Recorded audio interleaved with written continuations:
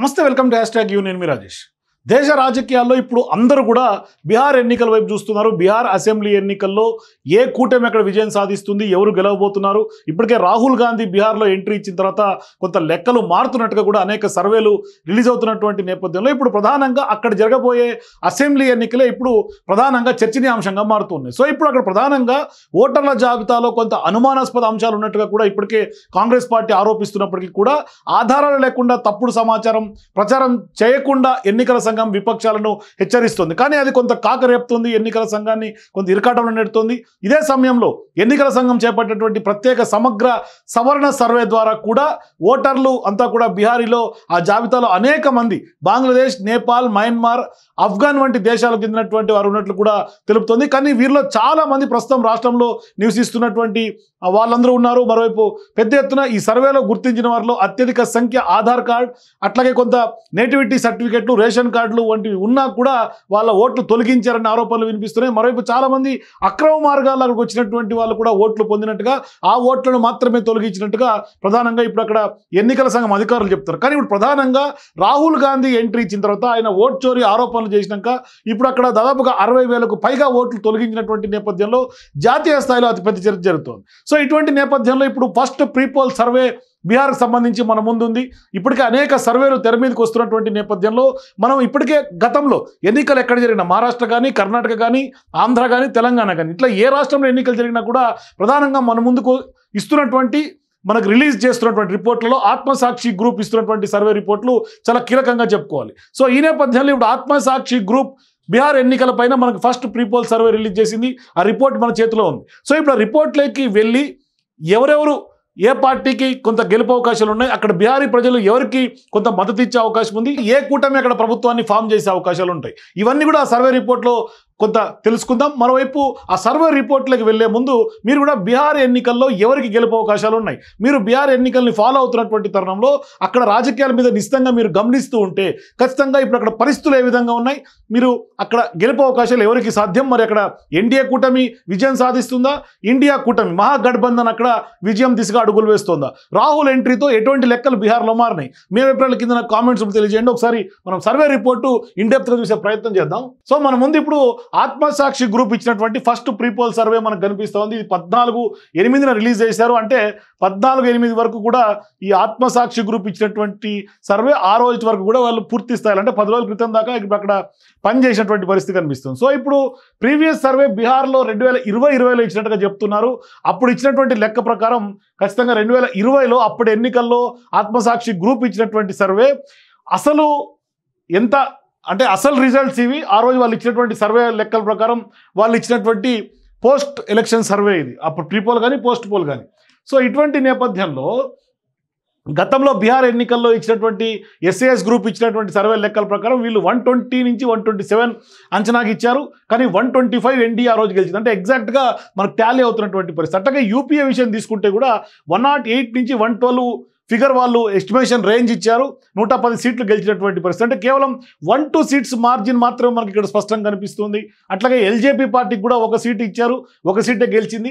Others 10 నుంచి 11గా వాళ్ళు ఎంఐఎంతో సహా కలుపుకొని వాళ్ళు ఎస్ఏఎస్ గ్రూప్ అంచనా ఇస్తే 9 సీట్లు మాత్రమే గెలిచింది. అంటే దీన్ని బట్టి చూస్తే ఎంత యాక్యురేట్గా బీహార్ ఎన్నికల్ని వీళ్ళు అంచనా వేయగలిగారో మనం ఇట్లాగే చెప్పుకోవచ్చు. సో ఇటువంటి నేపథ్యంలో ప్రస్తుత సర్వే యొక్క మెథడాలజీ కనుక చూస్తే మొత్తం 3 ఫేజుల్లో అన్ని కాన్స్టిట్యున్సీలో 243 అసెంబ్లీ నియోజకవర్గాల్లో కూడా ఈ సర్వే చేసినట్టుగా తెలుస్తుంది. 158,030 శాంపుల్స్ వీళ్ళు తీసుకున్నారు. మరీ ముఖ్యంగా మే 20వ తారీఖు నుంచి 18/8 వరకు ఈ సర్వే చేసినట్టుగా మనకు కనిపిస్తుంది. ఫస్ట్ ఫేజ్లో కొంత శాంపుల్స్ 36,360, సెకండ్ ఫేజ్లో 45,980, ఫేజ్ 3లో 75,690, అంటే 158,030. సో ఇట్లా కాంప్రహెన్సివ్గా సర్వే చేశారు. All the samples were collected on the field, direct contact with voters only, no SMS, no online, no telephonic samples are entertained in the survey. అంటే sampling methodology అంతా కూడా వీళ్ళు ఆన్లైన్లో తీసుకోలేదు, కేవలం ఇన్ కాంటాక్ట్ పర్సన్గానే తీసుకున్నారు. అది కూడా 50-50% రేషియోలో వీళ్ళు తీసుకున్నట్టుగా వీళ్ళు మొత్తం ఈ సర్వే యొక్క మెథడాలజీని చెప్తున్నారు. మరోవైపు 5 రీజన్స్లో Seemanchal, Ang Pradesh, Mithilanchal, north Bihar and Magadh regions, ఇట్లా 5 రీజన్స్లో కూడా వీళ్ళు పూర్తి స్థాయిలో సర్వే నిర్వహించినట్టు తెలుస్తుంది. మరోవైపు ఏ గ్రూపుల వారిని తీసుకున్నారంటే female voters, male voters, age factors, age group కూడా 18 నుంచి 35, 36 నుంచి 45, 46 నుంచి 55, 56 నుంచి 60 వయస్కుల మధ్య ఉన్నటువంటి మేల్ ఫీమేల్ ఓటర్స్ని టచ్ చేశారు. State government and retired state government ఎంప్లాయీస్ని టచ్ చేశారు. ఫార్మర్స్, లీజ్డ్ ఫార్మర్స్ అంటే కౌలు రైతులను కూడా టచ్ చేశారు. అట్లాగే గవర్నమెంట్ వెల్ఫేర్ స్కీమ్ యొక్క బెనిఫిషరీస్ అంటే లబ్ధిదారులను, ప్రభుత్వ పథకాల యొక్క లబ్ధిదారులని టచ్ చేశారు. అట్లాగే వేజ్ సీకర్స్ అంటే డైలీ వేజెస్కి వెళ్ళే కూలీలను కూడా టచ్ చేశారు. Employed in private sector, unemployed youth, బీసీలు, ఈబీసీల community, SC community, Muslim community, college and university students, అట్లాగే small and middle class business persons, poor, very poor, middle class and rich income group voters, house wife, local body leaders, ఇట్లా ఇది irrespective of party, local body స్థానికంగా ఉన్నటువంటి వాళ్ళు. So ఇప్పుడు ఇంతమందిని వీళ్ళు analyse చేసి శాంప్లింగ్ చేసుకున్నారు. సో ఇప్పుడు second prepoll survey will be released after finalisation of contesting candidates of the different parties in 243 assembly constituency in Bihar. అంటే ఇక్కడ ప్రధానంగా ఈ ఫస్ట్ ప్రీపోల్ సర్వే ఇచ్చారు. ఇప్పుడు రెండో ప్రీపోల్ సర్వే మొత్తం ఆ కూటమిలో ఉన్నటువంటి లెక్కలు తేలి అభ్యర్థులు ప్రకటించిన తర్వాత మాత్రమే సెకండ్ ప్రీపోల్ ఇచ్చే దిశగానే వీళ్ళు ఇంపార్టెంట్ నోట్ కూడా పెట్టారు. అట్లాగే exit poll will be released after the completion of polling in Bihar. So exit poll కూడా ఇస్తారు పోలింగ్ తర్వాత, ఇది క్లియర్.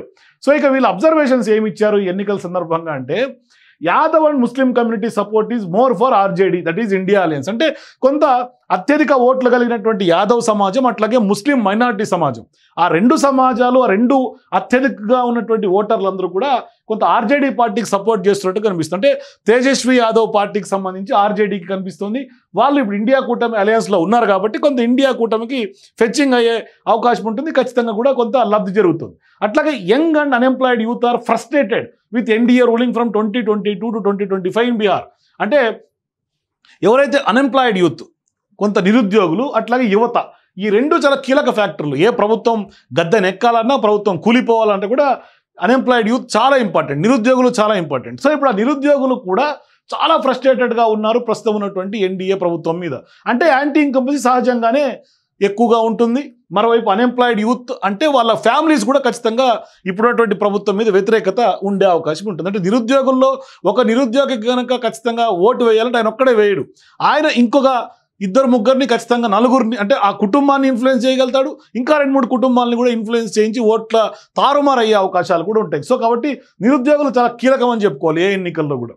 సో ఇప్పుడు considerable percentage of voters are supporting into Jan Suraaj party in urban areas. అంటే అర్బన్ ఏరియాస్లో ప్రశాంత్ కిషోర్ ఇప్పుడు ఎవరైతే జన్ సురాజ్ పార్టీ పెట్టారో, మొట్టమొదటి ఎన్నిక ఆయన ఇప్పుడు జన్ సురాజ్ పార్టీ తరఫున బీహార్లో పోతా ఉన్నారు కాబట్టి ఇప్పుడు ప్రశాంత్ కిషోర్ ఇప్పుడు అక్కడ స్పష్టంగా అర్బన్ ఓటర్లో ఓట్లను చీల్చే అవకాశం ఉంటుంది. ఖచ్చితంగా అర్బన్ ఓటర్లంతా కూడా జన్ సురాజ్ పార్టీకి సపోర్ట్ చేస్తున్నట్టు కనిపిస్తుంది. అంటే విద్యావంతులందరూ కూడా కొంత సపోర్ట్ చేస్తుండడం మనం అర్థం చేసుకోవాలి. సో ఇప్పుడు ఖచ్చితంగా అర్బన్ ఓటర్లందరూ కూడా కొంత బీజేపీకి, ఎన్డీఏకి మొగ్గు చూపుతారు కాబట్టి సహజంగానే ఇప్పుడు జన్ సురాజ్ పార్టీకి కొంత అర్బన్ ఓటర్లు, అర్బన్ ఏరియా కొంత మద్దతు ఉండటం వల్ల అది ఖచ్చితంగా బీజేపీకి, ఎన్డీఏకి ఎఫెక్ట్ పడే అవకాశం ఉంటుంది. బీజేపీ పైన ఇంపాక్ట్ ఖచ్చితంగా క్లియర్ కనిపిస్తుంది. If more number of assembly constituencies MLA seats are allotted to INC party in India alliance by RJD, then it will be a self goal for RJD in 2025 assembly elections in Bihar. అంటే ఇప్పుడు కూటమిలో vote sharing చాలా ప్రాముఖ్యత సంతరించుకుంది. అంటే India కూటమి అలయన్స్లో కాంగ్రెస్ పార్టీకి కనుక ఎక్కువ మెజారిటీ అసెంబ్లీ సీట్లు కనుక కేటాయిస్తే, ఆర్జేడీ దానికి సిద్ధపడితే, ఆర్జేడీ కనుక ఎక్కువ శాతం కేటాయిస్తే అది ఖచ్చితంగా ఆర్జేడీకి సెల్ఫ్ గోల్ అయ్యే అవకాశం ఉంటుంది. అంటే ఆర్జేడీ గెలవాల్సినటువంటి స్థానాల్లో కాంగ్రెస్ పార్టీ అభ్యర్థులు కనుక ఓడిపోతే అది ఖచ్చితంగా ఇండియా అలయన్స్కి మైనస్ అవుతుంది. అందుకని ఇప్పుడు 2025 అసెంబ్లీ ఎన్నికల్లో బీహార్లో ఆర్జేడీ ఎక్కువ స్థానాల్లో పోటీ చేయాల్సినటువంటి అవసరం ఉంది ఇండియా అలయన్స్ తరఫున. కాంగ్రెస్ పార్టీ అతి స్వల్పంగా పోటీ చేయాల్సినటువంటి అవసరం ఉందని స్పష్టంగా అర్థమవుతోంది. If more number of MLA seats will be contested by Congress like 2020 assembly elections in UPA, RJD India alliance will be defeated. అంటే ఎక్కువ కాంగ్రెస్ సీట్లు కనుక పోటీ చేసి గెలుపు సాధ్యం కాకపోతే ఖచ్చితంగా ఇండియా కూటమి ఈ ఎన్నికల్లో గెలుపు అవకాశాలు చాలా తక్కువగా ఉంటాయని స్పష్టంగా అర్థమవుతుంది. అంటే అది కొంత ఎన్డీఏకి కూడా బెనిఫిట్ అయ్యే అవకాశం ఉంటుంది. సిమిలర్లీ ఇదే విధంగా if more number of MLA seats are allotted for JDU like 2020 assembly elections, BJP India alliance will be defeated in 2025 assembly elections in Bihar. అంటే ఏ విధంగా అయితే కాంగ్రెస్కి సంబంధించి అట్లా ఉందో ఇప్పుడు ఇక్కడ సేమ్ సినారియో ఎన్డీఏలో కూడా ఇక్కడ జేడీయూ ఎక్కువ స్థానాల్లో పోటీ చేయకుండా ఇక్కడ బీజేపీ ఎక్కువ స్థానంలో పోటీ చేస్తే అది కొంత లబ్ధి జరిగే అవకాశం ఉంటుంది. ఒకవేళ జేడీయూ కనుక ఎక్కువ స్థానంలో పోటీ చేస్తే 2025 అసెంబ్లీలో బీహార్లో ఓడిపోయే అవకాశం కూడా ఉంటుంది అని తెలుస్తోంది. అంటే Nitish Kumar present CM and JDU leader lost his credibility among voters public in Bihar as compare to 2020 elections. అంటే నితీష్ కుమార్ వరుసగా గెలుస్తూ వస్తున్నటువంటి సీఎం ఎవరైతే బీహార్కు ఉన్నారో ఆయన కొంత క్రెడిబిలిటీ నమ్మకాన్ని కోల్పోయారు అక్కడ ఉన్నటువంటి పబ్లిక్లో ఓటర్లలో. ఎందుకంటే 2020 నాటికి ఇప్పుడు ఎన్నికల్లోకి కూడా కొంత చాలా తేడా ఉంది, యాంటీ ఇన్కమసీ పెరిగిందని స్పష్టంగా అనిపిస్తోంది. సో ఇప్పుడు Jan Suraaj party will play key role in 2025 assembly elections in Bihar due to JSP NDA alliance will be defeated in number of MLA seats in urban areas. అంటే ఇక్కడ జన్సురాజ్ పార్టీ కొంత గేమ్ చేంజర్గా కనిపిస్తుంది, కీ రోల్ ప్లే చేయబోతోంది ఇప్పుడు జరగబోయే ఎన్నికల్లో, నెక్స్ట్ జరగబోయే దాంట్లో. ఎందుకంటే జన్సురాజ్ పార్టీ ఎన్డీఏ కూటమి మీద ఎఫెక్ట్ పడబోతుంది అర్బన్ ఏరియాస్, ఇందాక నేను చెప్పినట్టుగా. అట్లాగే northern reason of Bihar will decided the elections result. అంటే నార్త్ రీజన్ బీహార్ని అక్కడ ఉన్నటువంటి ముఖ చిత్రాన్ని మార్చే అవకాశం ఉంటుంది. అంటే అక్కడ ఎవరైతే గెలుస్తారో మొత్తం బీహార్లో గవర్నమెంట్ ఫామ్ చేసేది కూడా ఆ కూటమి, అక్కడ ఖచ్చితంగా డిసైడింగ్ ఫ్యాక్టర్గా ఉంటుంది. No impact of operation Sindoor on Bihar assembly elections in 2025. Operation Sindoor ఏదైతే మొన్న జరిగిందో అది పెద్ద ఎత్తున ఇంపాక్ట్ పడుతుందని అనుకున్నారు, కానీ అదేమి పడే అవకాశం లేదని కూడా చెప్పారు. అట్లాగే main observation, keen contest is noticed between India and India alliance in Bihar as on 14/8. So ఇప్పుడు చాలా టైట్ ఫైట్ కనిపిస్తుంది, అంత వార్ వన్ సైడ్గా అయితే లేదు, చాలా కీన్ కంటెస్ట్ ఉంది రెండు కూటముల మధ్య, ఇండియా అండ్ ఇండియా మధ్య అని స్పష్టంగా అర్థమవుతుంది. సో ఇట్లా ఇప్పుడు మెయిన్ ఫ్యాక్టర్స్ ఏ ఫ్యాక్టర్లు ఈ ఎన్నికల్ని కొంత ప్రభావితం చేయబోతున్నాయని చూస్తే unemployment, caste identity, young voting, inflation, basic infrastructure, law and order, SIR, Prashant Kishor factor, Jan Suraaj party, women voting, Muslim, Yadav and other EBC, performance of the present MLAs in their respective assembly constituencies, welfare schemes taken up by the government. అంటే ఇప్పుడు welfare లబ్ధులు అంటే ప్రభుత్వ పథకాలు, అట్లాగే present MLAs మీద ఉన్నటువంటి వ్యతిరేకత, అట్లాగే ముస్లిం, యాదవ్, ఈబీసీలకు సంబంధించినటువంటి మెజారిటీ కమ్యూనిటీస్ ఓటింగు, వాళ్ళు ఏ పార్టీకి కొంత మొగ్గు చూపుతారో దాని ప్రభావం, అట్లాగే women voting, Prashant Kishor factor, law and order కొంత ఫెయిల్యూర్ అవటం, ఇవన్నీ కూడా కీ ఫ్యాక్టర్స్గా మనకు కనిపిస్తూ ఉన్నాయి. అట్లాగే parameters taken for survey, opinion on the performance of the present NDA government in Bihar. NDA government మీద ఒపీనియన్ ఏంటి ఇప్పుడున్నటువంటి ప్రజెంట్ ఎన్డీఏ ప్రభుత్వం మీద? వెరీ మచ్ సాటిస్ఫైడ్ 4% కనిపిస్తే, just satisfied 30%, satisfied partially 14%, dissatisfied 41%, మేము చెప్పలేమనే వాళ్ళు 11%. అంటే ఇక్కడ వెరీ మచ్ సాటిస్ఫైడ్ 4, సాటిస్ఫైడ్ 30, అంటే కేవలం 34% మాత్రమే సాటిస్ఫైడ్ కనిపిస్తున్నారు. మిగతాది కూడా ఈ పార్షియల్లీ సాటిస్ఫైడ్, డిస్సాటిస్ఫైడ్ని మనం ఎక్కువ శాతం క్యాలిక్యులేట్ చేయాల్సినటువంటి అవసరం ఉంది. అట్లాగే performance of the present chief minister Shri Nitish Kumar, excellent అన్న వాళ్ళు 3% మాత్రమే, గుడ్ అన్న వాళ్ళు 33%, యావరేజ్ అన్న వాళ్ళు 6%, డిస్సాటిస్ఫైడ్ నాట్ ఆల్ గుడ్ అన్న వాళ్ళు 45%, కాంట్ సే 13%. మరి సగం మందికి పైగానే డిస్సాటిస్ఫైడ్గా కనిపిస్తుంది. ఎందుకంటే 45% మంది డిస్సాటిస్ఫైడ్ అన్నప్పుడు చెప్పలేమన్న వాళ్ళు 13 ఉంటే మొత్తం 53%, 58% ఖచ్చితంగా డిస్సాటిస్ఫైడ్ కింద లెక్క. మరి అట్లాంటి సందర్భాల్లో నితీష్ కుమార్ పైన యాంటీ ఇన్కమసీ చాలా ఎక్కువ ఉన్నట్టుగా మనం అర్థం చేసుకోవాలి. Which party alliance will be better for the all round development of Bihar? ఏ కూటమి ఓవరాల్గా బీహార్ని డెవలప్మెంట్లో కొంత కీలకంగా ప్లే చేయబోతుంది, ఎవరు బెటర్ అని అడిగితే ఇండియా కూటమికే అక్కడ మొగ్గు చూపారు. ఇండియా కూటమికి 31.5% అత్యధికంగా మనకు కనిపిస్తుంది. ఇండియా కూటమికి 31.5%, అట్లాగే ఎన్డీఏ కూడా 28.5%గా మనకు కనిపిస్తుంది. అట్లాగే నెక్స్ట్ పిఎస్కే 16.5గా చెప్తున్నారు, అదర్స్ 4.5, కాంట్సీ అన్న వాళ్ళు 19%. అంటే మొత్తం ఇండియా కూటమి వైపే మొగ్గు చూపుతూ 31.5% హైయెస్ట్గా మనకు స్పష్టంగా కనిపిస్తుంది. అట్లాగే ఇక్కడ తేజస్వి యాదవ్, ఎవరైతే whom do you prefer as the next chief minister of Bihar, ఎవరు నెక్స్ట్ చీఫ్ మినిస్టర్గా మీకు కావాలి బీహార్కి అని కనుక అడిగితే ఆ ప్రశ్నకి చాలామంది తేజస్వి యాదవ్ ఆర్జేడీ పార్టీ వైపే మొగ్గు చూపినట్టుగా మనకు కనిపిస్తుంది. 32% మంది తేజస్వి యాదవ్ వైపే కొంత మనకు మొగ్గు చూపుతారు. ఇక నితీష్ కుమార్ జేడీయూ వైపు కేవలం 26% మాత్రమే ఉన్నారు. ఇక చిరాగ్ పాస్వాన్ 9% మాత్రమే కనిపిస్తోంది. ప్రశాంత్ కిషోర్ 16%, అట్లాగే సమ్రాట్ చౌదరి బీజేపీ 4.5, ఇక నెక్స్ట్ చెప్పలేమన్న వాళ్ళు 12.5. సో ఇప్పుడు నెక్స్ట్ సీఎం ఇండియా కూటమి కనుక గెలిస్తే తేజస్వి యాదవ్కి ఎక్కువగా ఉండే అవకాశం ఉంది ఆర్జేడీ పార్టీ తరఫున. మరి ఇక్కడ కాంగ్రెస్ పార్టీ కూడా ఆర్జేడీ తరఫునే సీఎంగా పెట్టాల్సినటువంటి అవసరం ఉంది. ప్రజల అభిప్రాయం మేరకు. అట్లాగే Waqf bill impact our voting are not అంటే ఎస్ అన్న వాళ్ళు 49%, పార్షియల్ అన్న వాళ్ళు 10%, ఇంపాక్ట్ చూపిదన్న వాళ్ళు 29%, కాంట్ సే అన్న వాళ్ళు 12%. అట్లాగే special intensive revision of voters list will impact on Bihar assembly elections. ఇందాక చెప్పినట్టుగా ఓటర్ జాబితా తారుమారు చేసినటువంటి నేపథ్యంలో, రివిజన్ చేసినటువంటి నేపథ్యంలో ఆ ఇంపాక్ట్ ఎంత మేర అంటే పొలిటికలీ మోటివేటెడ్ అనుకున్నటువంటి వాళ్ళు ముస్లిమ్స్ సంఖ్య 74%, అట్లాగే వేజ్ సీకర్స్ బీసీలు వాళ్ళ అభిప్రాయం 41%, అదర్స్ 35%. పార్షియలీ మోటివేటెడ్ అన్న వాళ్ళు 7% ముస్లిమ్స్ ఉన్నారు, 39% వేజ్ సీకర్స్ బీసీలు ఉన్నారు, అదర్స్ 36% ఉన్నారు. చెప్పలేమన్న వాళ్ళు 19, 20, 29%గా కనిపిస్తుంది. సో ఇప్పుడు which alliance will effectively represent Muslim interest in Bihar అంటే ఇండియా కూటమి వైపే ముస్లిమ్స్ అత్యధికంగా 68% ముస్లిమ్స్ ఇండియా కూటమి వైపు మొగ్గు చూపారు. ఎన్డీఏకు కేవలం 20% మందే మొగ్గు చూపారు. ఇక అట్లాగే అదర్స్ 40%, ఎన్డీఏకు 39%గా మనకు కనిపిస్తుంది.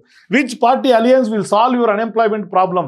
అన్ఎంప్లాయ్మెంట్ నిరుద్యోగుల సమస్యలు ఏ పార్టీ ఏ కూటమి తీరుస్తుంది అంటే అత్యధికంగా ఇండియా కూటమి వైపు 37%, ఎన్డీఏకి 32%, జేఎస్పీకి 15%, అదర్స్ 4%. చెప్పలేమన్న వాళ్ళ సంఖ్య 12%.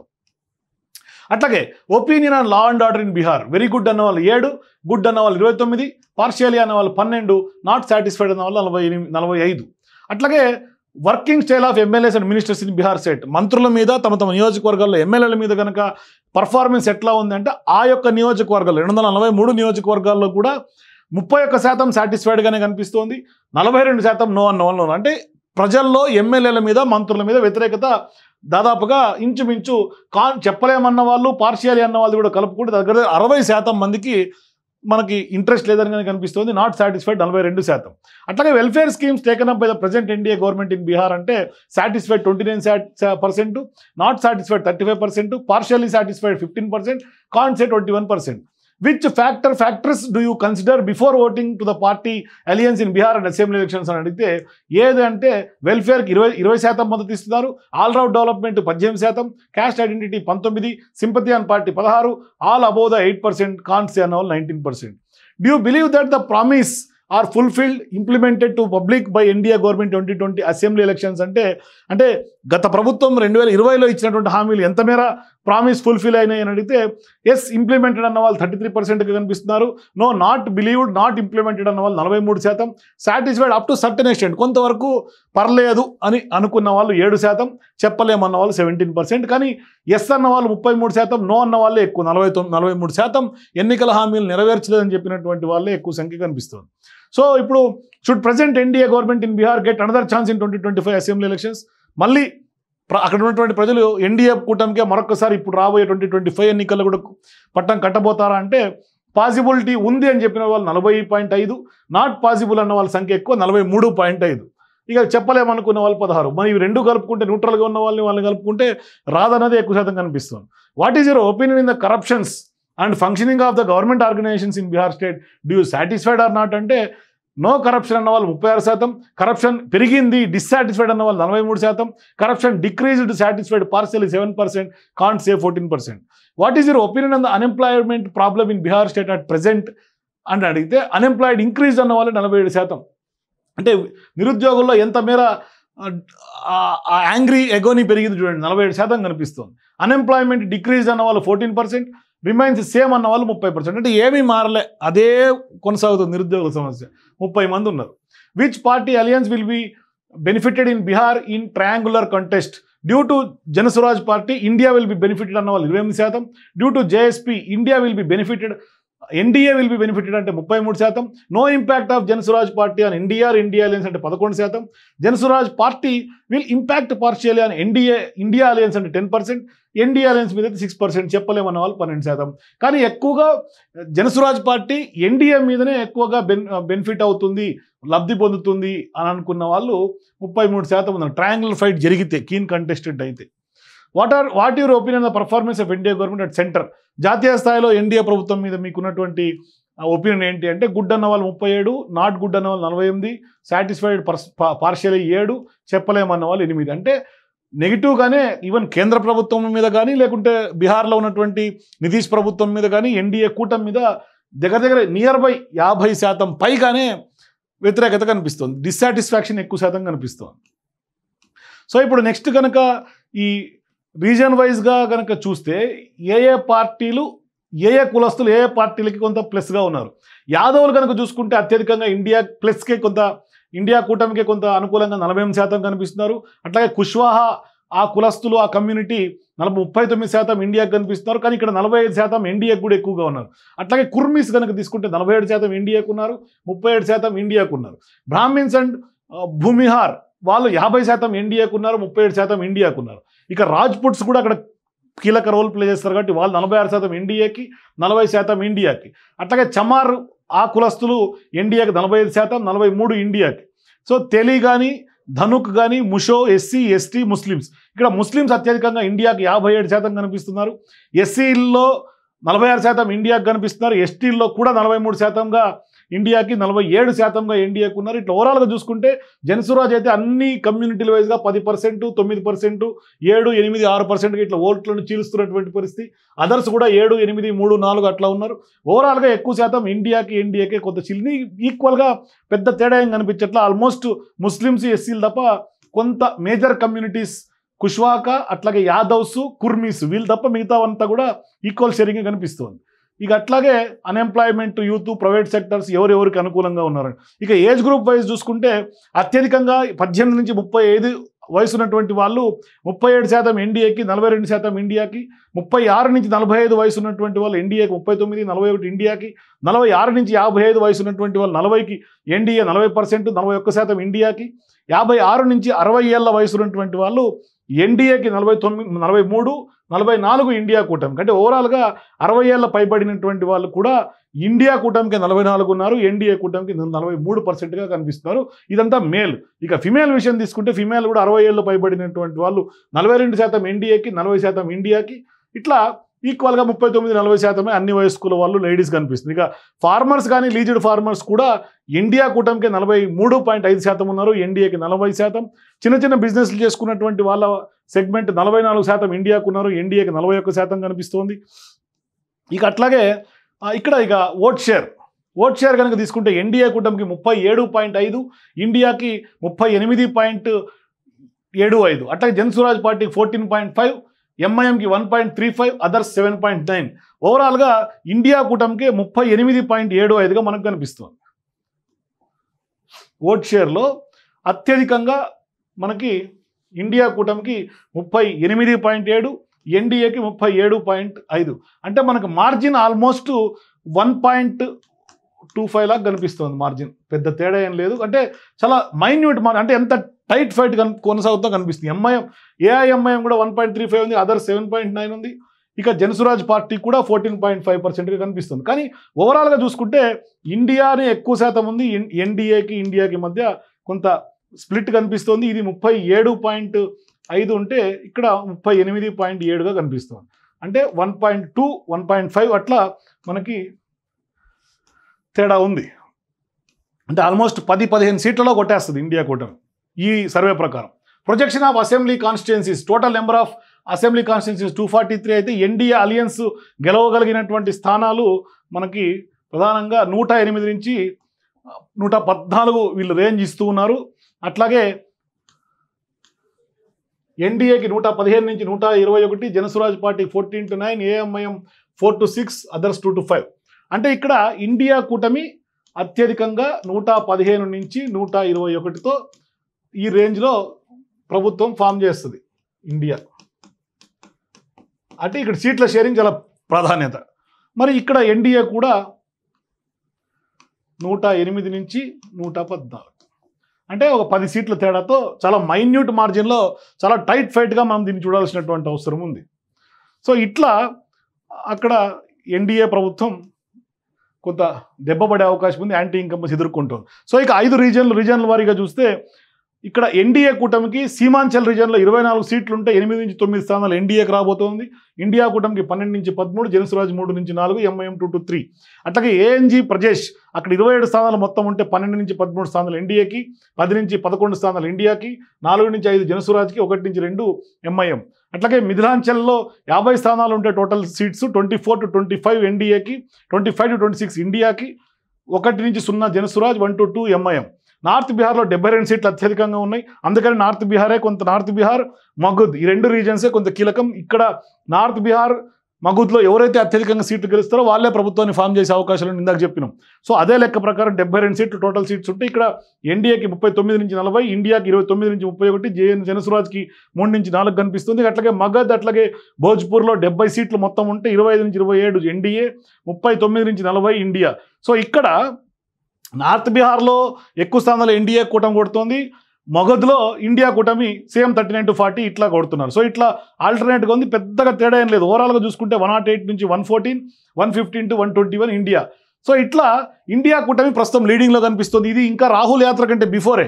రాహుల్ యాత్ర తర్వాత మరింత కొంత లెక్కలు మారే అవకాశాలు ఉంటాయి. బీహార్లో లెక్కలు తారుమారాయి. ఖచ్చితంగా ఇప్పటికే కొంత టైట్ ఫైట్ ఉన్నటువంటి ఎడ్జ్లో కొనసాగుతున్నటువంటి ఇండియా కూటమి రిజల్ట్స్ కాస్త ఇప్పుడు రాహుల్ యాత్ర, అట్లాగే నెక్స్ట్ కొంత ఎన్నికల దగ్గర పడుతున్నటువంటి నేపథ్యంలో కొంత లెక్కలు మారుతున్నట్టుగానే కూడా కొంత తెలుస్తుంది. అక్కడ సర్వే చేసినటువంటి ఆత్మసాక్షి గ్రూప్ CEO మూర్తి గారితో కూడా మేము ఇంటరాక్ట్ అయ్యాం.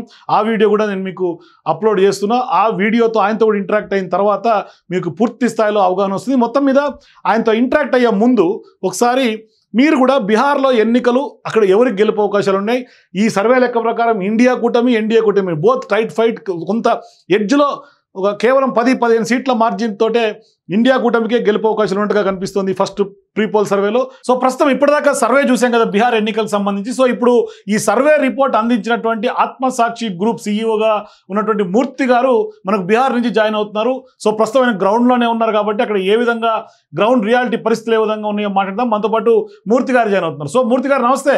నమస్కారం, చెప్పండి.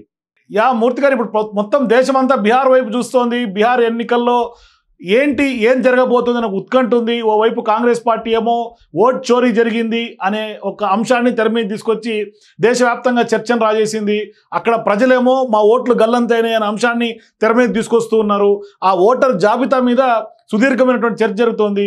సో మీరు అక్కడ ఫస్ట్ ప్రీపోల్ సర్వే ఇప్పుడే రిలీజ్ చేసినటువంటి నేపథ్యంలో అక్కడ పరిస్థితులు ఏ విధంగా ఉన్నాయి, ఎవరికి అనుకూలంగా ఉన్నాయి? సార్ ప్రెసెంట్ అయితే బీహార్ లో ఉన్న పొజిషన్ ఏంటంటే neck to neck fight sir. 1 way election మాత్రం కాదు. 2 కొంత ఎడ్జి ఆర్జేడీ కనబడుతుంది. అంటే ఇండియా గ్రూప్ మహాగఠబంధన్ కి కొద్దిగా ఎడ్జి కనబడుతుంది. ఒక 10 సీట్స్ ఎడ్జి ఉంది. బట్ మనం చేసిన సర్వే 14th ఆగస్ట్ వరకు చేసాం. 17th ఆగస్ట్ నుంచి రాహుల్ గాంధీ గారు యాత్ర స్టార్ట్ చేశారు. ఆ యాత్ర అయిన కొంత మార్పులు జరుగుతున్నాయి. That survey is under process. అయితే ఇక్కడ ఓట్ చోరీ అనేది చాలా వరకు నమ్మదగిందే. కారణం ఏంటంటే సీమాంచల్ ఏరియా ఉంది. That is eastern part of Bihar. It is just border to Nepal. అక్కడ చాలా మందికి ఓట్లు లేవు. అక్కడ ఆదివాసీస్ ఎక్కువ, ఎస్సీలు ఎస్టీలు ఎక్కువ, ఆదివాసీస్ ఎక్కువ. వీళ్ళెవరికి ఓట్లు అక్కడ చిరకాలం 50 సంవత్సరాల నుంచి ఉన్న వాళ్ళకు కూడా ఓట్లు లేని పరిస్థితిలో ఉంది. ఇప్పుడు 30 ఏళ్ళు, 40 ఏళ్ళు, 20 ఏళ్ళ నుంచి అక్కడ కాపురం ఉన్న వాళ్ళకు కూడా ఓట్లు లేవు. వాళ్ళు ఏం చేయాలో తెలియదు. ఆ బిఎల్ఓలు, ఆ బూత్ లెవెల్ ఆఫీసర్స్ ఎవరు పట్టించుకునే దిక్కు నాదుడు లేడు. ఇది ఒక పెద్ద మేజర్ ప్రాబ్లం కింద ఉంది అక్కడ. అయితే బీహార్లోకి వచ్చేటప్పుడు మీకు ఏమవుతుంటే ముస్లిం యాదవ్ కలిపి 31% ఉన్నారు. ఆ ముస్లిం యాదవ్ అనేటువంటి వర్గం extreme consolidation towards Mahagathbandhan. That is the major point you have to observe. 2 మన ప్రశాంత్ కిషోర్ ఫ్యాక్టర్ అనేది ఒక బిగ్ ఫ్యాక్టర్ ఇక్కడ. అది అర్బన్ ఏరియాలో ఓట్లు చాలా వరకు తీరుస్తుంది. మనకి యాక్చువల్గా అర్బన్ ఏరియాలో 47 సీట్లు ఉన్నాయి బీహార్లో, మేజర్ సిటీస్. తర్వాత కొద్ది సెమీ అర్బన్ ఏరియా ఒక 20 వరకు ఉంటాయి. మొత్తం ఒక 67-68. మీరు అంటున్నారు అర్బన్ ఓట్లను ప్రశాంత్ కిషోర్ పార్టీ, జనస్వరాజ్ పార్టీ చీలుస్తోంది. సో ఇప్పుడు చీల్చడం వల్ల ఎవరికి లబ్ధి జరిగే అవకాశం ఉంటుంది? జనరల్గా మహాగఠబంధన్కే జరుగుతుంది sir. Educated votes, middle class votes, rich people votes maximum ఎక్కువగా ట్రాన్స్ఫర్ అయ్యేది ఎన్డీఏకి.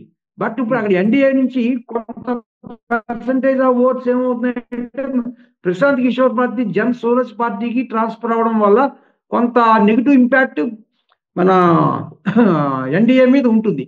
2 నితీష్ కుమార్ ఫ్యాక్టర్ తీసుకునేటప్పటికి మనం whom do you prefer as the next CM అని అడిగితే maximum percentage of the people are in favour of Tejashwi Yadav. అదొక మేజర్ పాయింట్ ఇక్కడ. నితీష్ కుమార్ మీద అంత నమ్మకం పోయింది. దట్టు 10-15 సంవత్సరాలు, 20 సంవత్సరాల నుంచి ఆయన పరిపాలించడం వల్ల ప్రజల్లో కొంత జనరల్గా ఉండే యాంటీ ఇన్కంబెన్సీ, తర్వాత ఆయన పరిపాలన తీరు కానీ, development, law and order, SIR, తర్వాత అన్ఎంప్లాయ్మెంట్ ఒకటి మేజర్ ఫ్యాక్టర్ అక్కడ. మీకు 50 to 60% of the Adivasis SC STs all are unemployed there. అదొకటి బిగ్ ఫ్యాక్టర్ ఇక్కడ. తర్వాత నెక్స్ట్ వచ్చేటప్పటికి లా అండ్ ఆర్డర్ లేదు. Development village wise grass root లెవెల్లో బేసిక్ ఇన్ఫ్రాస్ట్రక్చర్ కూడా పెద్దగా డెవలప్ చేయలేదు. ఓన్లీ సెంట్రల్ గవర్నమెంట్ ఇచ్చే ఫండ్స్ తో హైవే అయితే వేస్తున్నారు తప్ప గ్రాస్ రూట్ లెవెల్లో లేదు సార్. దీనివల్ల కొంత నెగిటివ్ ఇంపాక్ట్ ఎన్డీఏ మీద ఉంది మనకి. కానీ ఇప్పుడు మీరు అంటున్నారు ఎన్డీఏ మీద, నితీష్ మీద కొంత యాంటీ ఇన్కంబెన్సీ ఉంది అని. కానీ బీజేపీ ప్రతిసారి నమ్ముతోంది డబుల్ ఇంజన్ సర్కార్ ఉంటే కనుక ఆ రాష్ట్రం అభివృద్ధిలో పరుగులు తీస్తుంది అని. సో ఇప్పుడు ఆ దిశగా మనం చూడాల్సినటువంటి అవసరం లేదా? ఇప్పుడు నితీష్ కుమార్ ఆల్మోస్ట్ ఎన్డీఏలో భాగస్వామి కాబట్టి డబుల్ ఇంజన్ సర్కార్ లాగే మనం భావించాలి. మరి ఈ అంశం పరిగణలో తీసుకోవాల్సినటువంటి అవసరం లేదా? అసలు Bihar is the entirely different from other states sir. అక్కడ ఏంటంటే క్యాస్ట్ పోలరైజేషన్ ఎక్కువ, క్యాస్ట్ డైనస్టీ.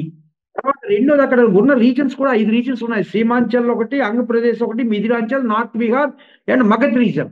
ఈ నార్త్ బీహార్ లో కొంత బీజేపీ స్ట్రాంగ్ గా ఉంది. ఆ నార్త్ బీహార్ లో కొన్ని సీట్లు కనుక ఎక్స్ట్రా సీట్స్ కనుక మహాగఠబంధన్ తెచ్చుకోగలిగితే గఠబంధన్ గవర్నమెంట్ ఫామ్ చేస్తుంది. ఈ రోజుకున్న పరిస్థితి ప్రకారం ఓన్లీ 10 సీట్స్ డిఫరెన్స్ లో ఉన్నాయి. ఒక 10 to 15 seats extra seats Mahagathbandhan కు వచ్చే అవకాశం ఉంది సార్. అయితే మన సర్వే ఇంకా ప్రాసెస్ లో ఉంది. సెకండ్ ప్రీ పోల్ ఇస్తాం మనం. దాంట్లో క్యాండిడేట్స్ డిక్లేర్ చేసిన తర్వాత ఏ ఫ్యాక్టర్స్ అవుతున్నాయి ఏంటని చూడాలి. ఇక్కడ కొలేషన్ ఎలియన్స్ లోకి వచ్చేటప్పటికల్లా మ్యాక్సిమం ఇంపార్టెంట్ పాయింట్ ఏంటంటే ఎన్డీఏ మన జేడీయూకి ఎన్ని సీట్లు ఇస్తుంది, అలాగే మహాగఠబంధన్ కాంగ్రెస్ ఎన్ని సీట్లు అలాట్ చేస్తుంది అనే దాంట్లో ఈ రిజల్ట్ డిపెండ్ అయ్యి ఉండడానికి అవకాశం ఉంది. ఇక్కడ కాంగ్రెస్ ఎన్ని సీట్లు పోటీ చేస్తే గెలుపు అవకాశాలు ఉంటాయి, లేదంటే ఇటువైపు కనుక ఎన్డీఏ కూటమిలో జేడీఎస్ కానీ జేడీయూ కానీ బీజేపీ కానీ, అంటే ఆ సీట్ షేరింగ్ ఎవరికి ఎక్కువ ఎవరికి తక్కువ ఉండాలి సార్? ఎన్డీఏలో జేడీయూకి ఎక్కువ సీట్లు ఇచ్చినట్టయితే ఎన్డీఏ ఓడిపోవడం ఖాయం. అట్లాగే మహాగఠబంధంలో కాంగ్రెస్ కి ఎక్కువ సీట్లు ఇచ్చినట్టయితే లాస్ట్ టైం 70 పోటీ చేస్తే ఓన్లీ 14 సీట్సే వచ్చే వాళ్ళకి. కాబట్టి మహాగఠబంధంలో కూడా కాంగ్రెస్ కి అనుకున్నంత సీట్లు ఇవ్వడానికి వీల్లేదు. అక్కడ ఇంకొకటి సిపిఐ ఎంఎల్ వెరీ స్ట్రాంగ్. వాళ్ళు ఒక 20 సీట్లు 15 సీట్లు ఖచ్చితంగా వస్తాయి. అది మహాగఠబంధంలోనే ఉంది. తర్వాత కొత్త జాయినింగ్స్ వేరే పార్టీస్ ఏం వస్తాయి మహాగఠబంధంలోకి అనేది ఇంకా ఇంకొక 1 month పోతే కానీ క్లారిటీ రాదు మనకి. 15 to 1 month, 15 days to 1 month. అంటే ఇంకా నోటిఫికేషన్ ఆ దిశగా ఇంకా అడుగులు పడలేదు కాబట్టి దానికంటే ముందు కొంత రాజకీయ సమీకరణలు మారే అవకాశాలు ఉంటాయి. బేసిక్ గా ఖచ్చితంగా ఉంటాయి సార్, ఖచ్చితంగా ఉంటాయి. ఈ రోజు అయితే మాత్రం మహాగఠబంధన్ కొంత ఎడ్జిలో ఉంది. కానీ ఇప్పుడు జన్సురాజ్ పార్టీ ఎవరైతే ప్రశాంత్ కిషోర్ ఉన్నారో ఆయన ఇండివిజువల్ గానే పోటీ చేస్తున్నారు. ఆయన ఎందుకు ఏ కూటమి వైపు మొగ్గు చూపట్లేదు? ఇప్పటికే నరేంద్ర మోదీని ఎన్డీఏ కూటమిని విమర్శిస్తున్నారు. అట్లని చెప్పి ప్రతిపక్షాల కూటమిలో కూడా లేడు, ఆయన భాగస్వామ్యంగా లేడు. ఎందుకు, ఏంటి కారణం అంటే ఏం చెప్తారు సార్? మేము అబ్జర్వ్ చేసిందంటే కొత్తగా పెట్టిన పార్టీ ప్రజల్లోకి పోవాలి. మొదటే ఏలియన్స్ అంటే చాలా ప్రాబ్లము. మనకు ఆంధ్రప్రదేశ్ చూసారు కదా మీరు. ఫస్ట్ పవన్ కళ్యాణ్ పార్టీ పెడితే 1 సీట్ కూడా రాలేదు, ఒకటే వచ్చింది. నెక్స్ట్ టైం వచ్చి 21 కొట్టాడు ఆయన కూడా. అక్కడ పొలిటికల్ ఈక్వేషన్స్ ఏంటి, ఎన్విరాన్మెంట్ ఎలా ఉందో చూసి నెక్స్ట్ ఎలక్షన్ ఎట్లా ఉంటుందో చెప్పలేము. ప్రెసెంట్ అయితే మాత్రం ఖచ్చితంగా ఆయన ఇండివిజువల్ గా వెళ్ళడం అనేది కరెక్ట్. కానీ ఆయనకు కూడా 14 to 15% ఓట్స్ ఖచ్చితంగా పడతాయి. అది ఎవరిని దెబ్బ కొడుతుంది అంటే ప్రెసెంట్ పొజిషన్ లో అయితే మాత్రం మా ఎన్డీఏ గవర్నమెంట్ కే ప్రాబ్లం వచ్చేలా కనబడుతుంది. కానీ మీరేమో ఎన్డీఏ ప్రభుత్వానికి లేకుంటే ఎన్డీఏ కూటమికి ఎఫెక్ట్ పడుతుంది అంటున్నారు. కానీ ఆయన ప్రధానంగా ఇటు ఇండియా కూటమి పార్టీలు కూడా విమర్శిస్తారు. రాహుల్ గాంధీనైనా లేదు అంటే కనుక మొన్న సీఎం రేవంత్ రెడ్డి ప్రచారంకి వెళ్తే రేవంత్ రెడ్డి మీద కూడా విమర్శలు చేశారు. లేకుంటే డిఎంకే అధినేత స్టాలిన్ మీద కూడా ఆయన విమర్శలు చేశాడు. ఈ విమర్శలన్నీ చూస్తూ ఉంటే మరి రెండు వైపులు కనుక కొంత ఎఫెక్ట్ పడే అవకాశం లేదా? లేదు సార్, లేదు. అంటే కొన్ని ఓట్లు చేరుతాయి, బట్ మాక్సిమం పర్సెంటేజ్ మాత్రం ఎన్డీఏ నుంచే వెళ్తుంది. That is sure. ఎందుకంటే మనం చాలా మంది టచ్ చేసాం. లాస్ట్ టైం ఎవరికి ఓటు వేశారు, ఇప్పుడు ఎవరికి వేస్తారని కూడా క్వశ్చన్ తీసుకున్నాం మనం. తీసుకున్నప్పుడు లాస్ట్ టైం ఎన్డీఏకి వేసిన వాళ్ళలో ఒక 10 ఓట్స్ కనుక పడితే అందులో 7 to 8 ఓట్స్ ఏమో మా జనస్వరాజ్కి వెళ్తున్నాయి, 2 ఓట్లు కాంగ్రెస్ నుంచి ట్రాన్స్ఫర్ అవుతున్నాయి. సో ఆ పర్సంటేజ్ ఆఫ్ క్యాలిక్యులేషన్ మనం చేసినప్పుడు మహాగఠబంధన్ కంట ఎన్డీఏకే ఎఫెక్ట్ ఎక్కువ ఉంటుంది సార్. సో ఇప్పుడు మీరు శాంప్లింగ్ విషయం తీసుకుంటే ఎన్ని నియోజకవర్గాల్లో ఎన్ని శాంప్లింగ్ మెథడాలజీ ఎట్లా ఫాలో అయ్యి సర్వే చేశారు? మనం 600 to 650 శాంపిల్స్ తీసుకున్నాం సార్ ఈచ్ నియోజకవర్గానికి. 243 చేసాం మనం. మే నుంచి ఆగస్టు 14 వరకు చేసాం. మే 20 స్టార్ట్ చేసాం మనం. చేసి 3 months సర్వే అది చేసి దాని స్టాటిఫైడ్ శాంపిల్స్ ర్యాండమ్ శాంపిల్స్ గా తీసుకొని ర్యాండమ్ శాంపిల్స్ 50% సెలెక్టివ్ శాంపిల్స్ అంటే educated, uneducated, SC, ST, BC, minority, తర్వాత ప్రైవేట్ మన employed in private sector, employed in government sector, women age groups, different groups కలిసి తీసుకున్నాం. తీసుకొని 1 to 1 సర్వే ఇది no SMS samples, online samples, telephonic conversation is not entertain, only on ground face to face with the voter. అట్లా select చేసాం మనం. కానీ ఇక్కడ ప్రధానంగా ఇప్పుడు అక్కడ బీహార్లో ఓటర్ లిస్ట్ మీదే కొంత రాజకీయం హాట్ టాపిక్గా మారుతుంది. అంటే వాళ్ళ ఓటర్లు తొలగించినటువంటి నేపథ్యంలో చాలా వరకు కొంత ఆందోళన వ్యక్తమవుతోంది. మరోవైపు చూస్తే కనుక కొంత ఇతర రాష్ట్రాలు అంటే బంగ్లాదేశీలు కానీ లేకుంటే ఇట్లా ఇతర వలసవాదుల ఓట్లు కూడా తొలగించారు, లేకుంటే వాళ్ళ ఉన్నాయి అనేది కూడా కొంత ఆరోపణలు వస్తున్నాయి. ఏంటి సార్ ఈ ఓటర్ లిస్ట్ గందరగోళం ఏమైనా ఇంపాక్ట్ పడుతుందా? ఒకటి సార్, బంగ్లాదేశ్, నేపాల్ నుంచి వచ్చిన వాళ్ళు ఓట్లు తీయడానికి ఎవరు అబ్జెక్షన్ చెప్పట్లేదు. అక్కడ జరిగింది ఏంటంటే ప్రెసెంట్ 25 నుంచి 20 సంవత్సరాలు 30 సంవత్సరాల నుంచి ఓట్లు వేస్తున్న వాళ్ళు కూడా చాలా మందికి ఓట్లు లేవు. ఎలక్షన్ కమిషన్ వచ్చేటప్పటికి ఏంటంటే ఆధార్ కార్డు పనిచేయదు, బ్యాంక్ అకౌంట్ పనిచేయదు, పాత ఓటర్ కార్డు పనిచేయదు అంటుంది. ఆధార్ కార్డు నీకు అన్నిటికీ కావాలి, బ్యాంక్ లోన్కి కావాలి, గవర్నమెంట్ వెల్ఫేర్ స్కీమ్స్ కావాలి, అన్నిటికీ కావాలి, పాస్పోర్ట్ కూడా కావాలి. బట్ అవి కావాలంటే వాళ్ళు ఎట్లా తేగలరండి? వాళ్ళు ఇప్పుడు పాస్పోర్ట్ అంటే ఎట్లా తేగలరు, వాళ్ళు బర్త్ సర్టిఫికేట్ అంటే ఎట్లా తేగలరు రూరల్ ఏరియాలో? This is the major problem we observe in so many states, not only Seemanchal, Mithilanchal అలాగే ఉంది, నార్త్ బీహార్ కూడా అట్లానే ఉంది. అదే ఇప్పుడు ఏమవుతుందో రెక్టిఫికేషన్ తెలియదు. But Rahul Gandhi padayatra impact మాత్రం చాలా ఉంది అక్కడ. ప్రధానంగా సార్ ఇప్పుడు మీరు రాహుల్ గాంధీ ఇంపాక్ట్ ఉంది అంటున్నారు కదా, మరి ఇప్పుడు రాహుల్ గాంధీ ఇంపాక్ట్ ఉన్నప్పుడు ఓట్ చోరీ ఆరోపణలు కూడా కొంత ఎన్డీఏ మీద ఇంపాక్ట్ పడే అవకాశాలు ఉంటాయా? ప్రధానంగా గ్యారంటీగా మిస్ఫైర్ అవుతుందండి ఎన్డీఏకి, నో డౌట్. అయితే ఇక్కడ ఎలియన్స్ లోకి వచ్చేటప్పటికి సీట్ డిస్ట్రిబ్యూషన్ అనేది చాలా చాలా చాలా ఇంపార్టెంట్ ఫ్యాక్టర్. బీహార్లో ఏంటంటే లాస్ట్ టైం కూడా 15 సీట్లే డిఫరెన్స్ మనం ఇచ్చాం సర్వే. లాస్ట్ టైం 125 వస్తాయంటే 125 వచ్చాయి బీజేపీకి, అది ఎన్డీఏకి. మహాగఠబంధన్ 110 వచ్చాయి, ఓన్లీ 50. ఇప్పుడు కూడా ఎలక్షన్ అదే, ఎవరు వచ్చినా 125, 130 సీట్స్ మాత్రమే. అయితే ఈ రోజు అయితే ఒక 10 సీట్లు మాత్రం లీడింగ్ లో ఉంది ఇక్కడ. కానీ ఇప్పుడు ప్రధానంగా మీరు అన్నారు ఇందాక సీఎం అభ్యర్థి గురించి మాట్లాడినప్పుడు నితీష్ కుమార్ వైపు ప్రజలు మొగ్గు చూపట్లేదు, తేజస్వి యాదవ్ వైపే కొంత మొగ్గు చూపుతున్నారు అన్నారు. కానీ ఏంటి తేజస్వి యాదవ్ ఇండియా కూటమిలో ఉన్నటువంటి పాజిటివ్ యాంగిల్ ఏంటి? ఎందుకు నితీష్ కుమార్ పట్ల యాంటీ ఇన్కంబెన్సీ పనిచేస్తోంది? ఎక్కడ నెగిటివ్ అయింది? మ్యాక్సిమం అక్కడ ఏంటంటే Hindu Yadav and Muslim extreme consolidation towards Mahagathbandhan.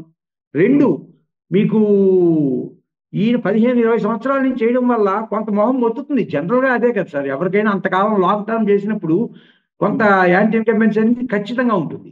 2 Nitish Kumar కూడా ఒక పార్టీలో స్థిరంగా లేడు, ఆయన చాలాసార్లు పార్టీ మార్చాడు. ఇప్పుడు ప్రజలు ఏమంటున్నారంటే నితీష్ కుమార్కి కొద్దిగా ఆరోగ్యం బాగోలేదు, ఆయన చేసే స్థితిలో లేడు, బీజేపీ డామినేషన్ పెరిగిపోతుంది, కాబట్టి ఆయన మాకు అవసరం లేదు, మాకు Mahagathbandhan Tejashwi Yadav is the young person, so ఆయన్ని మేము ఎలక్ట్ చేసుకుంటామన్న పద్ధతిలో మాట్లాడుతున్నారు. ఇంకొకటి ఇక్కడ మేజర్ పాయింట్ ఏంటంటే ఎంప్లాయ్మెంట్, అన్ఎంప్లాయ్మెంట్ వచ్చేటప్పటికి ఎక్కువైంది సార్. ఈ అన్ఎంప్లాయ్మెంట్కి తేజస్వి యాదవ్ నేను 10 లక్షల ఉద్యోగాలు కల్పిస్తామని చెప్తున్నాడు. అది ప్రామిస్. తర్వాత ఎలక్షన్ తర్వాత ఏం జరుగుతుందో ఎవరికి తెలియదు. బట్ అది కూడా పబ్లిక్ లోకి బాగా వెళ్ళింది. అక్కడ రూరల్ ఏరియాస్ లో కూడా మీకు ఇన్ఫ్రాస్ట్రక్చర్స్ లో రోడ్స్ కానీ, ప్రైమరీ హెల్త్ సెంటర్స్ కానీ, స్కూల్స్ కానీ ఏమీ బాగోలేవు అసలు. ఇన్ఫ్రాస్ట్రక్చర్ గురించి మాట్లాడుతూ ఉంటే నేను కొన్ని నేషనల్ ఛానల్స్ రిపోర్ట్స్, అక్కడ నుంచి వస్తున్నటువంటి గ్రౌండ్ రిపోర్ట్స్ అవి వాచ్ చేసినప్పుడు చాలా వరకు అసలు ఘోరాతిఘోరమైనటువంటి పరిస్థితులు ఉన్నాయి. అంటే వాటర్లో సబ్మర్జ్ అయినటువంటి ఇల్లులు ఉన్నాయి, ఓటర్లు కరెంట్ లేనటువంటి ఇల్లులు ఉన్నాయి. అంత ఇంకా బ్యాక్వర్డ్నెస్ ఏంటి బీహార్లో ఇంకా కూడా ఇంత అప్డేట్ అవుతున్నటువంటి నేపథ్యంలో? మెయిన్ అక్కడ ప్రాబ్లం ఏంటంటే సార్, ప్రెజెంట్ ఎమ్మెల్యేల మీద క్వశ్చన్ ఒకటి తీసుకున్నాం మనం. ప్రెజెంట్ ఎమ్మెల్యేల పొజిషన్ ఏంటి, వాళ్ళ యొక్క వర్కింగ్ స్టైల్ ఎలా ఉంది, పెర్ఫార్మెన్స్ ఇండెక్స్ ఏంటి అనేది క్యాల్కులేట్ చేసినప్పుడు most of the NDA MLAs మీద చాలా యాంటీ ఇన్కంబెన్సీ ఉంది.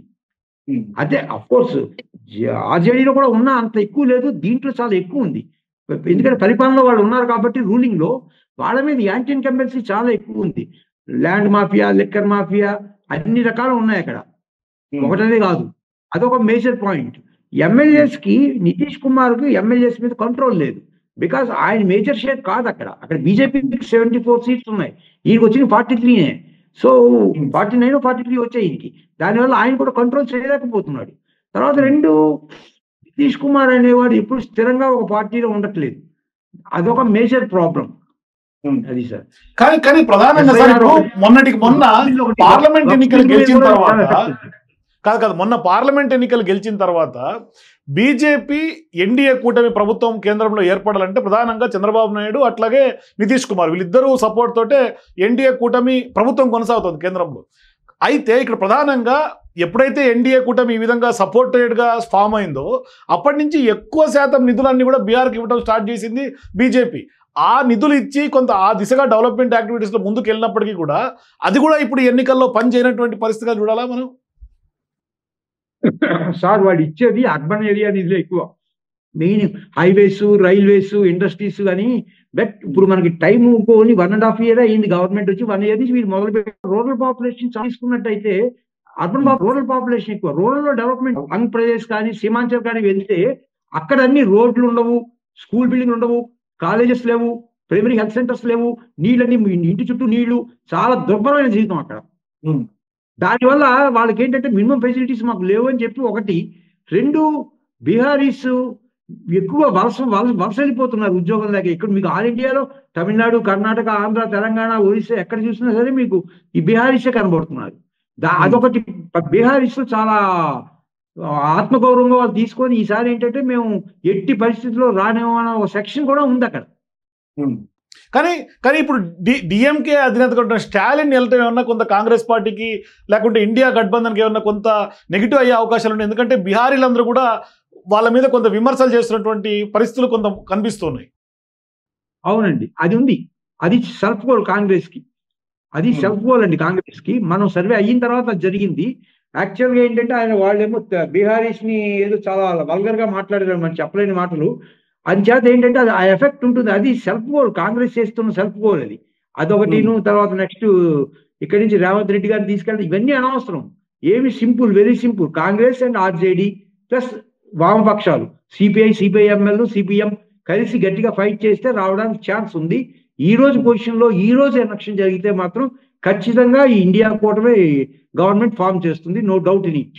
బట్ ప్రధానంగా ఇప్పుడు జాతీయ స్థాయిలో ప్రభుత్వం ఏమో ఎన్డీఏ ప్రభుత్వం ఉంది, ఇంకా 3.5 సంవత్సరాలు ఉంటుంది. కానీ ఇప్పుడు ప్రతిపక్ష కూటమికి వైపు మొగ్గు చూపితే బీహారీ ఓటర్లందరూ కూడా రేపొద్దునే భవిష్యత్తులో మరి అటువంటి నుంచి రావాల్సినటువంటి నిధులైనా లేకుంటే ఇంకోటైనా కొంత దెబ్బపడే అవకాశం లేదా బీహార్కి? ప్రజలు ఎప్పుడు కూడా సార్ ఓటర్ అనేవాడు వాడి యొక్క మినిమం నీడ్స్ చూసుకుంటాడు, మాకేమొచ్చిందని చూసుకుంటాడు. కానీ ఎప్పుడో జరగబోయేది కానీ ఓటర్ మైండ్ సెట్ ఏ స్టేట్ లో కూడా అట్లా ఉండదు సార్. సెంట్రల్ కి స్టేట్ కి రిలేషన్ అంత ఆలోచించే శక్తి కానీ ఆ విధంగా ఆలోచించే వాళ్ళు కొంతమంది ఉంటారు, ఎడ్యుకేటెడ్ పీపుల్ తప్ప. మామూలు middle class people, poor, very poor, SC, ST, BC communities ఇవన్నీ ఎక్కువ ఆలోచించవు. మాకు డెవలప్ అయిందా లేదా, మాకు మినిమం నీడ్స్ ఉన్నాయా లేదా, మాకు ఎంప్లాయ్మెంట్ ఉందా లేదా, ఈ వీటి గురించి ఎక్కువ వాళ్ళు స్ట్రెస్ చేస్తారు ఎప్పుడైనా. అదే మేజర్ ప్రాబ్లం ఇక్కడ. కానీ చివరిగా సార్ ఇప్పుడు రాహుల్ గాంధీ పెద్ద ఎత్తున యాత్రలు చేస్తున్నటువంటి నేపథ్యంలో మీరు కూడా రాహుల్ ఇంపాక్ట్ ఉంటుంది, గ్రౌండ్ మారుతోంది అని మీరు చెప్తున్నారు. కానీ గత ఎన్నికల్లో రాహుల్ గాంధీ కానీ కాంగ్రెస్ విషయం తీసుకుంటే హర్యానా కానీ ఢిల్లీ కానీ ఇట్లా వరుస 2-3 ఎన్నికలు వెళ్తే వరుస ఓటమిని చవి చూస్తున్నటువంటి కాంగ్రెస్ పార్టీ ఇప్పుడు కనీసం బీహార్లో కొంత ఖాతా తెరిచి కొంత ఫామ్ లేక వచ్చే అవకాశాలు ఏమైనా కనిపిస్తున్నాయా? డెఫినెట్ గా ఉంది సార్, డెఫినెట్ గా ఉంది.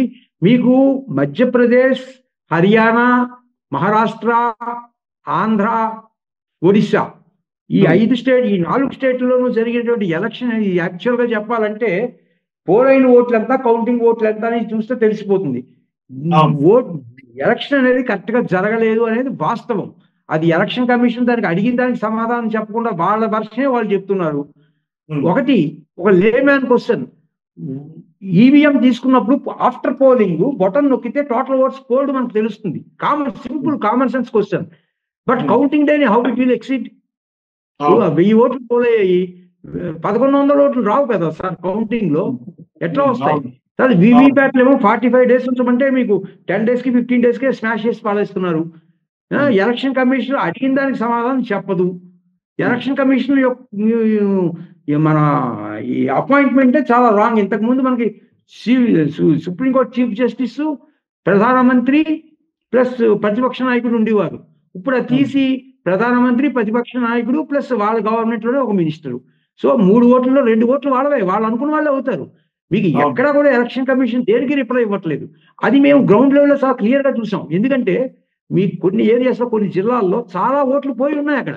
ప్రజెంట్ వాళ్ళు 25-30 సంవత్సరాల నుంచి ఓట్లు వేస్తున్న వాళ్ళు ఒరిజినల్ బిహారీస్ వాళ్ళు. వాళ్ళ ఓట్లు లేవు. వాళ్ళకి ఇప్పుడు ఏంటి పాస్పోర్ట్ పట్రా, ఆధార్ కార్డు పట్రా, బర్త్ సర్టిఫికేట్ పట్రా అంటే వాళ్ళు ఎక్కడ తెస్తారు? ఆ బిఎల్ఓలేమో ఆ రిమోట్ ఏరియాకి ఎవరు వెళ్ళడు, పట్టించుకోడు అక్కడ. ఇది పరిస్థితి సార్. థ్యాంక్ యూ మూర్తి గారు. మీరు బీహార్ లో కూడా బిజీగా సర్వేలు చేస్తున్నప్పటికి కూడా మీరు మా కోసం లైన్ లోకి వచ్చినందుకు, ఫర్దర్ గా కూడా మీరు నెక్స్ట్ ప్రీపోల్ ఇచ్చినా కూడా మేము మళ్ళీ మీకు ఎప్పటికప్పుడు అక్కడ నుంచి గ్రౌండ్ రిపోర్ట్ మేము తెలుసుకుంటూ ఉంటాం. థ్యాంక్ యూ సో మచ్ మూర్తి గారు, మీరు లైన్ లోకి వచ్చి మాకు వివరాలు అందించినందుకు.